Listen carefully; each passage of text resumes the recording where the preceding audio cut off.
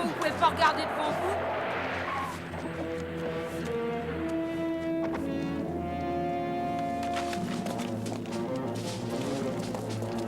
Mais vous pourriez vous excuser.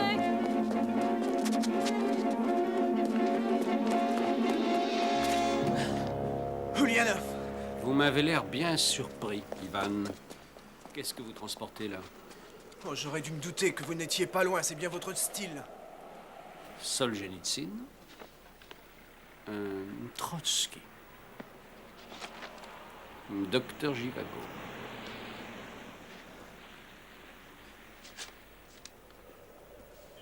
C'est une lettre pour ma mère. Mais j'imagine que vous n'en avez pas, vous de mère. Le parti est l'unique famille dont j'ai besoin.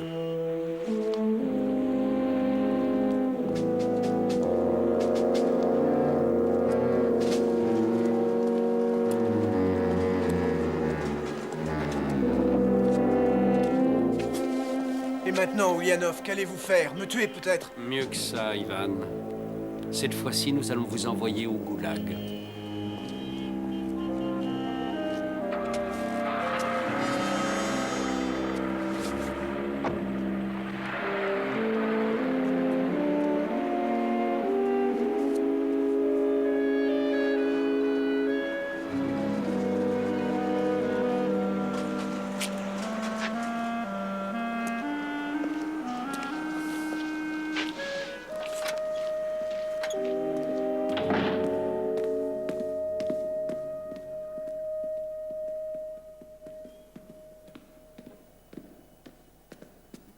Vous nous avez demandé, camarade? En lisant votre rapport, j'en conclus que le dissident Ivanovitch a été appréhendé. Cet après-midi.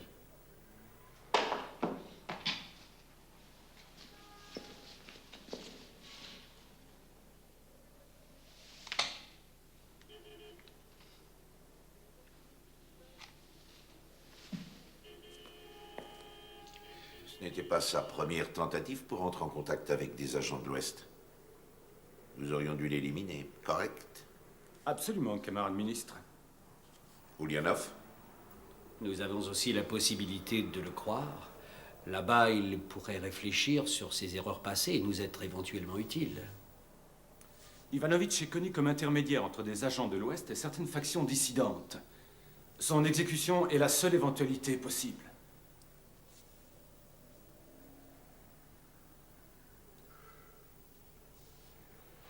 L'exécution a été requise. Préparez les papiers que je vais devoir signer.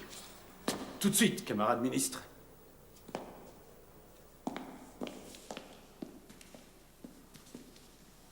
Soyez vigilant, Ulyanov. Vladimir a des amis très haut placés et une arrogance particulière.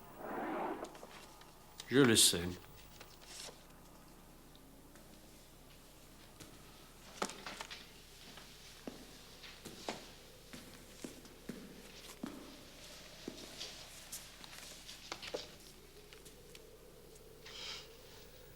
Mort de 2 membres officiels du parti, le secrétaire régional et notre propre enquêteur. Où est-ce situé? Au nord de Vorkuta. Un peu au-dessous de l'Arctique. Ouais. Au cœur même du goulag, des membres officiels du parti meurent. Mystérieusement. Cela n'éveille pas votre curiosité, camarade? Peut-être que le camarade Vladimir serait très désireux d'aller enquêter sur place. N'oubliez pas ce que je vous ai dit. Vladimir a des amis très haut placés. Vous n'avez pas ce genre d'amis, Ulyanov. Vous avez toujours refusé de vous prêter à de telles compromissions. Alors nous ne pouvons nous baser que sur votre dossier pour savoir ce qui s'est passé. Un dossier très détaillé, j'en conviens, mais dans lequel il est très difficile de lire entre les lignes pour expliquer ces morts.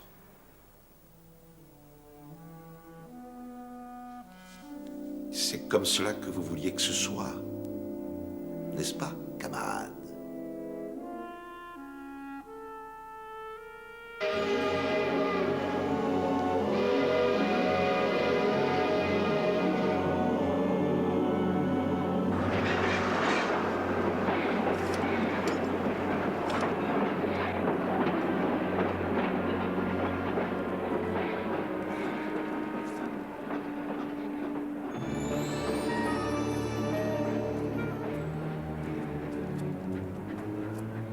Colonel Ulyanov?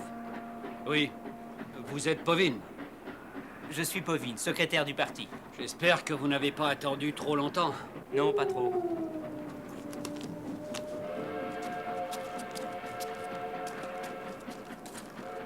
Et quelle heure est-il, camarade Povin? Il est presque midi. C'est ça, la lumière du jour, ici? J'en ai bien peur, oui. On ne voit jamais le soleil entre octobre et avril.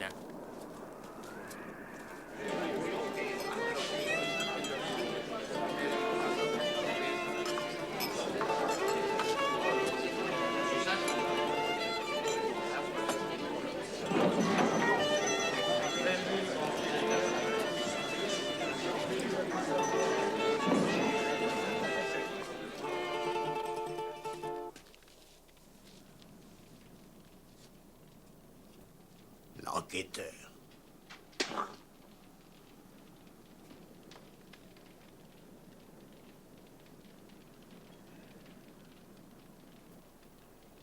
La musique tzigane est interdite à Moscou. Par conséquent, en tant qu'envoyé du comité central, je vous ordonnerai de cesser de jouer cette musique décadente et tout juste bonne à jeter quand vous retournerez à Moscou.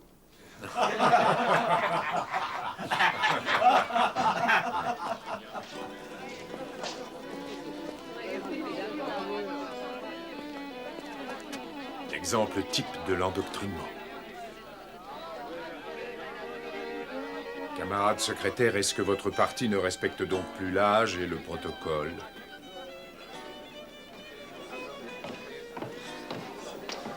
Colonel Ulyanov, voici Titov, le maire du village. Bienvenue dans notre modeste communauté. Nous vous offrons le traditionnel pain sec ainsi que les charmes de l'hiver sibérien. Merci, camarade. Malheureusement, ma visite ne sera pas très longue. Je viens simplement enquêter sur la mort du secrétaire Borisov et du fonctionnaire Andreev. Il n'y a rien à enquêter. Borisov s'est fait déchiqueter par des loups et Andreev s'est tranché la gorge. Je suis sûr que je pourrai compter sur votre coopération ainsi que sur celle de vos administrés. Nous sommes à votre disposition. Cependant, je vous laisse seul juge de nos modestes moyens. Moscou a beaucoup d'exigences envers notre pauvre village. Moscou exige beaucoup de nous tous, Titov.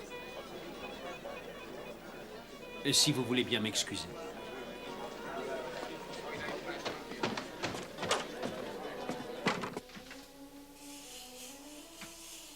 C'est votre village natal, ici, Povin? Non, je suis né à Vorkuta, à environ 90 km vers le sud.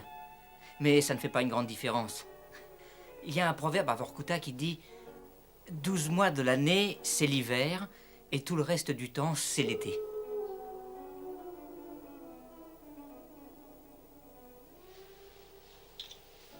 Je serai dans votre bureau dans 1 heure. Vous aurez préparé toutes vos fiches signalétiques, naturellement. Oui. Je crois que je vais devoir me faire à l'idée de cette obscurité à midi.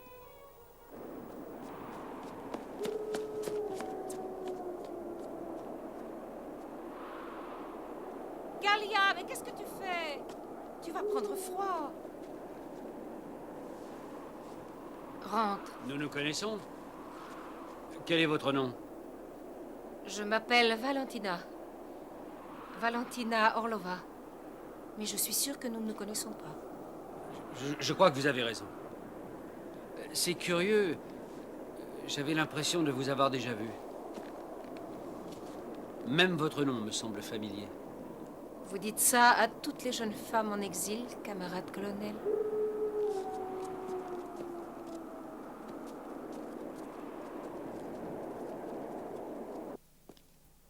Borisov Vladimir Valentinovitch, votre prédécesseur, un membre officiel du parti âgé de 43 ans, trouvé mort il y a 6 semaines Cause du décès, les loups.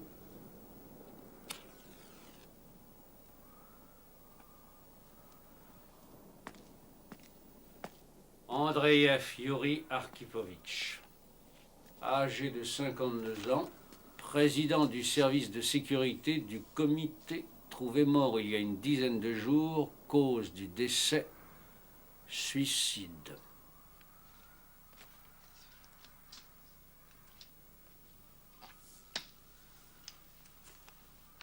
Ivan Titov,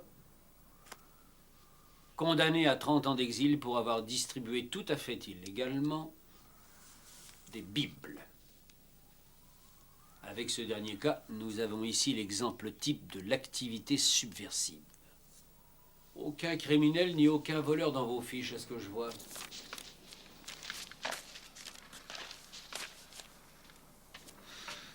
Povin, sortez-moi la fiche de la camarade Valentina Orlova. J'ai peur que ce soit difficile. Je suis là depuis trop peu de temps. Je n'ai pas encore répertorié toutes les fiches. Auriez-vous autre chose de plus important à faire, camarade Povin? Pas du tout. Je vais vous montrer ça. Orlova, Valentina. Une petite minute. Ah, voilà.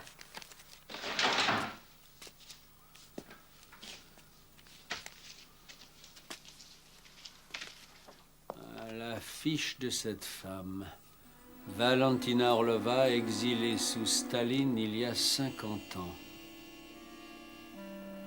Il y a 50 ans?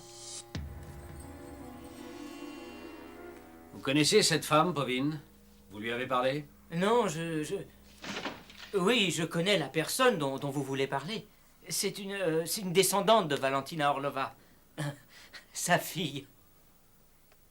La ressemblance entre la mère et la fille est frappante, en effet.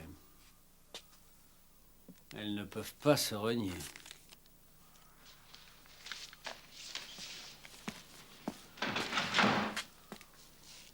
Je crois qu'il est temps pour nous d'aller enquêter. J'aimerais voir les cadavres. Un bloc de glace? Maintenant, je comprends pourquoi vous avez insisté pour apporter de l'eau chaude. Donnez-moi ça.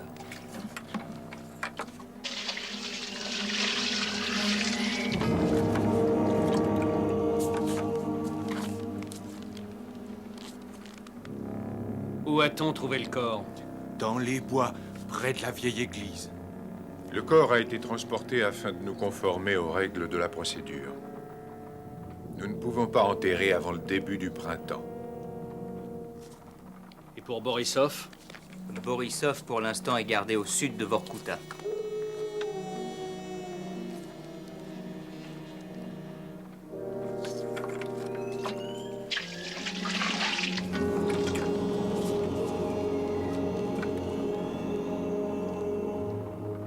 Regardez. Il n'y a pas de sang sur la blessure. Cet homme a eu la gorge tranchée après avoir été tué.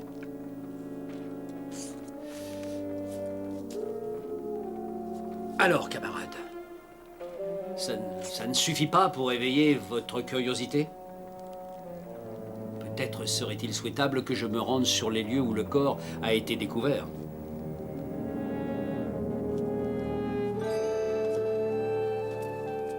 Cette église doit dater d'il y a environ 3 siècles. C'est extraordinaire de constater comme le dôme est petit en sachant ce qu'il doit parfois supporter. C'est sûrement superbe à l'intérieur, non? Oui, et pendant plusieurs années après la Révolution, cette merveille de l'architecture roumaine a été utilisée comme étable. Ensuite, elle a été condamnée et oubliée. Oublié, dites-vous, Major Titov? Mais à en juger par ces empreintes de pas qui semblent entrer et sortir de cette église, j'ai bien l'impression que certains ne l'ont pas oublié.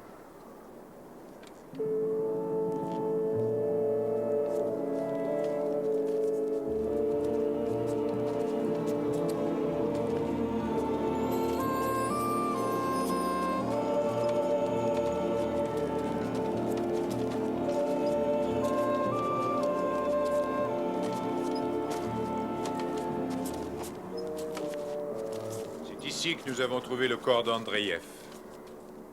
Regardez, la neige est encore rouge. Il était déjà gelé.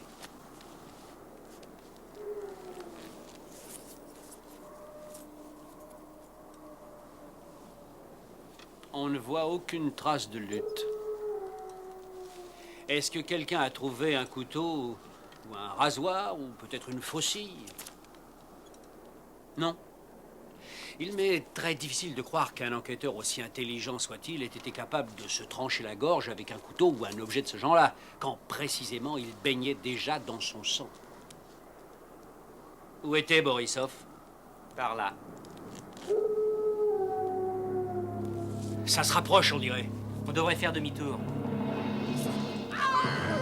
Vous n'entendez pas? Il y a quelqu'un en difficulté. Allons-y! Non, c'est moi qui y vais. Restez là.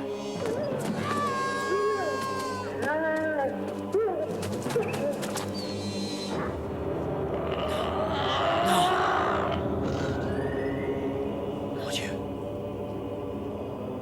Non. Non. Non. Non. Non.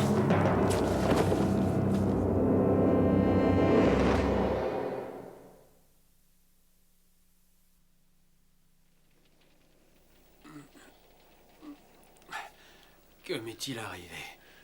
Rien de grave. Vous vous êtes cogné dans une branche et évanoui. C'est très fréquent, vous savez, dans cette forêt.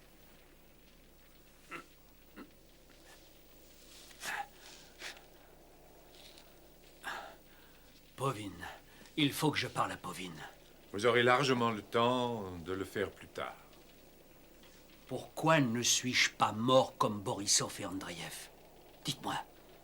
C'est fréquent dans cette région de voir une magnifique jeune femme manger un loup qu'elle venait juste de tuer?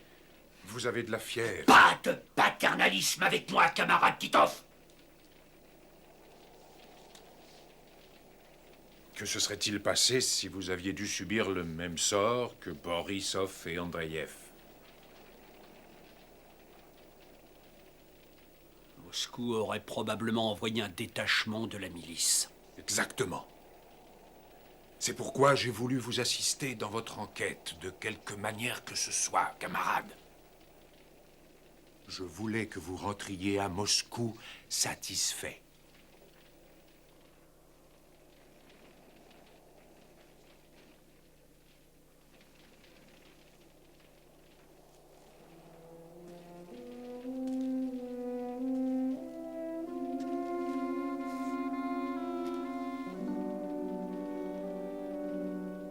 Vorvalaka.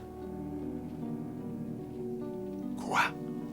Vorvalaka. Les striges. Des créatures qui boivent le sang d'autres créatures et deviennent immortelles. C'est une vieille légende roumaine. Vous voulez plutôt dire des fadaises roumaines. Ah oui?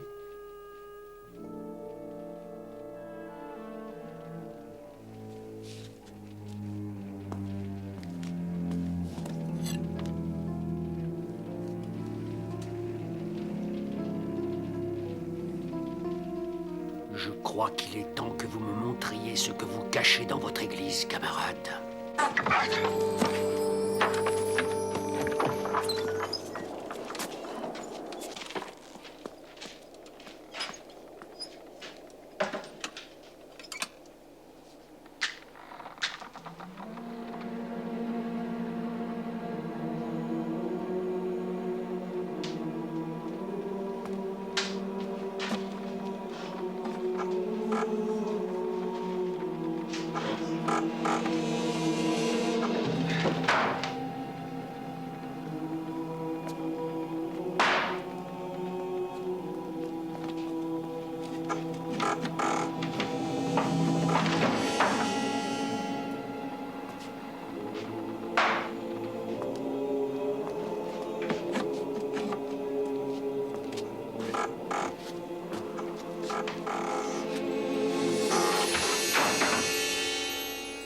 C'est vide. Ils sont tous vides. Ils sont tous vides, camarade colonel. Parce qu'il fait nuit dehors. Mais qu'est-ce que vous êtes? Un Vorvalaka, un vampire ou une criminelle qui masque ainsi sa personnalité? Si vous demandiez à Povin... Povin, mais qu'est-ce que vous leur avez fait? Je ne leur ai rien fait, colonel Ulyanov. Rien que je n'aurais voulu qu'ils fassent. Je suis l'un des leurs de mon propre choix. Choix? Il faut être très fort pour survivre en Sibérie. Maintenant, j'ai cette grande force pour endurer la terrible épreuve que cette région nous impose. Nous existons et nous comptons bien agrandir notre famille.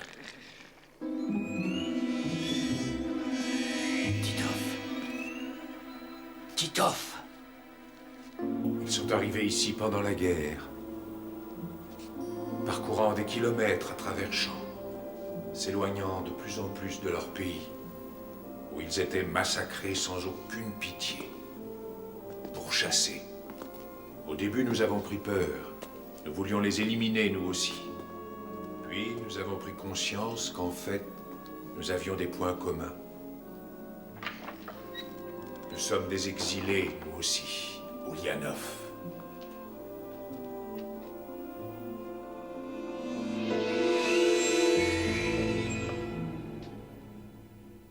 Du sang. Nous les protégeons pendant l'été, c'est pourquoi nous leur avons donné asile dans l'église. Et ce sont eux qui nous protègent pendant les longues nuits d'hiver. Ils éloignent les prédateurs et se nourrissent du sang des loups quand ils le peuvent. Des voleurs et des meurtriers quand ils y sont forcés. Ainsi, nous avons la sécurité. Ils ne nous attaquent pas.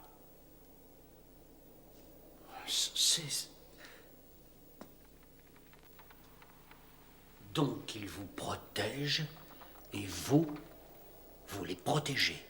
Et vous, qui vous protège, colonel? Vous êtes une proie inestimable, camarade commissaire. Valentina! Oh, pourquoi m'en empêcher? Tu vois bien qu'il est comme les autres. Tu aurais dû nous laisser le tuer dans la forêt tout à l'heure. Je n'ai rien dit pour Borisov et Andreev parce que c'était de véritables brutes. Mais cet homme-là, d'après moi, a la faculté d'admettre notre compromis. Et espérons qu'il aura le bon sens et l'intelligence de nous laisser exister. Idiot. Tu ne vois que ce que tu veux voir, et pas ce qu'il est. Il est du KGB. Il doit mourir.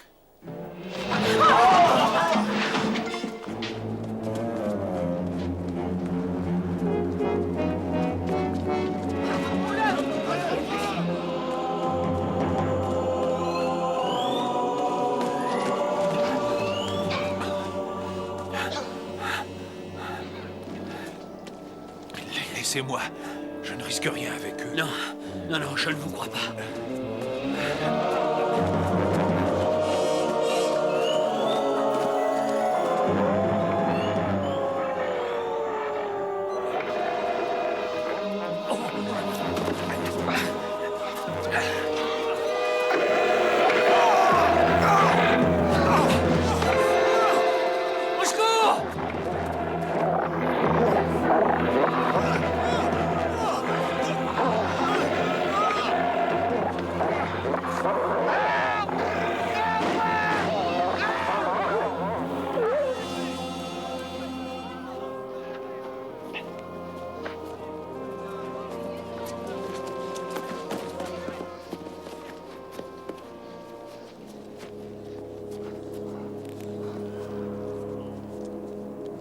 J'ai toujours dit qu'un loup finirait par m'avoir.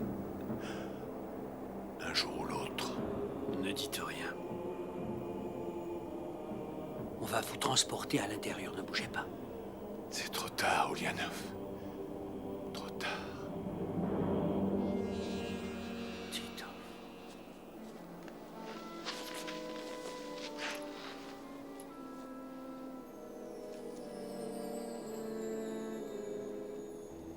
Maintenant, libre à vous de me mettre en pièces. Il ne vous en empêchera plus. Massacrez-moi comme les autres. Tout ceci n'était pas censé se passer. Et qu'est-ce qui était censé se passer? Dites-le-moi. Votre éventuelle terre d'accueil n'est plus. Vous devez accepter cet état de fait. Après mon départ viendront les autres. Et forcément, ils vaincront. Parce qu'ils ne céderont jamais.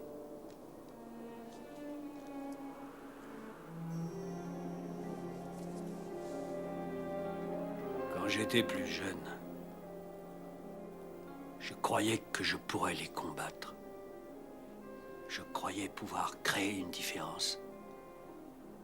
Mais pour chaque vie que je sauvais, c'était 2 autres vies qui étaient déshonorées.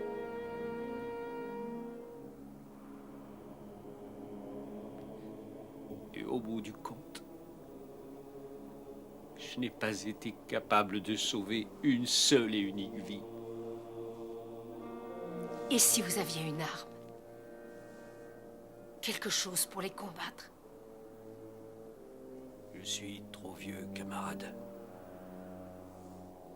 Trop vieux pour créer cette différence. Mais si vous aviez une arme? Si vous aviez la force de vous battre et la capacité d'en rallier d'autres à votre cause, les combattre de l'intérieur.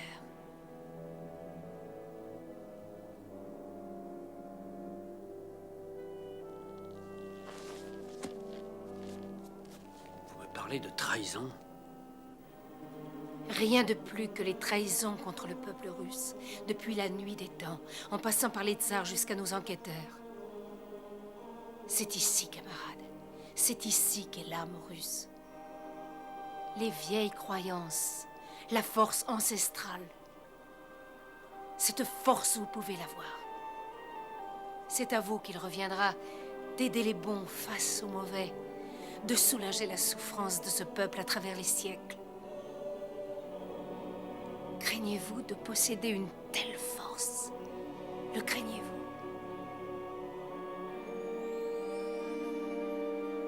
Le problème a été complètement résolu, camarade ministre.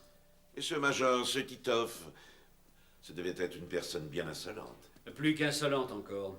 C'était un menteur, un criminel et un traître à la patrie. Et ce nouveau secrétaire du parti, comment s'appelle-t-il déjà? Povin. Povin, oui. Vous pensez qu'il peut maintenir l'ordre maintenant que vous êtes parti? Povin m'était indispensable pendant toute mon enquête. Je pense qu'il sera le plus qualifié pour servir avec honneur et conscience l'Union soviétique. Bien. Félicitations, camarade. Je regrette seulement qu'il n'en existe pas d'autres comme vous. Il y en aura, camarade. Il y en aura.